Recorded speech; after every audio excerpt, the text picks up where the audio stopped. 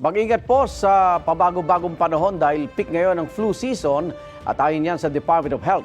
Payo ng mga doktor, agad kumonsulta kung mahigit 1 linggo nang naranasan ang inyong ubo at sipon.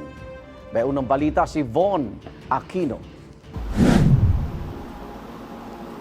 Peak o kasagsagan talaga ng flu season ngayong Pebrero ayon sa Department of Health.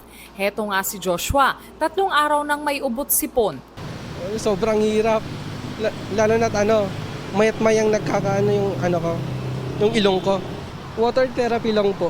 Oo, may okay naman po. Si Valentino, 2 linggo na raw may ubot sipon at hindi pa raw nagpapadoktor. Nag-home remedy lang muna siya.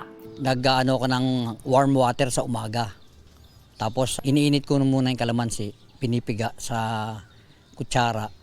Tapos lalagyan ko konting asin, iinumin ko na yon. Ayon sa mga eksperto, ang mga nararanasan ngayong ubo, sipon, pananakit ng lalamunan at katawan, lagnat at baradong ilong, maaaring dulot ng viral o bacterial infection.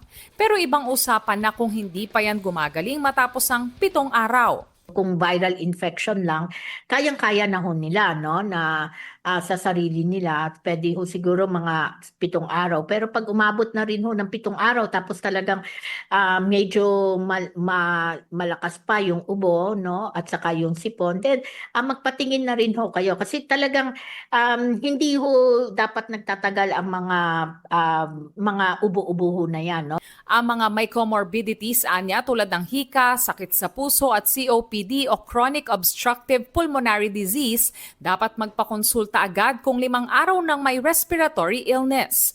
Kung umuubo na ng 2 linggo o higit pa, mag-ingat din sa posibilidad ng tuberculosis. Ang bansa natin ay endemic for tuberculosis, no. Kailangan iisipin namin ang TB para ma-diagnose natin kaagad, no. So para mas ma-treat natin at ma-control natin ang tuberculosis. Dahil flu season ngayon, ayon sa DOH, dapat mag-ingat lalo na sa pabago-bagong panahon. Pag nag-iba kasi yung humidity ng hangin, nakakairita rin yan dun sa ating lalamunan, sa ating ilong.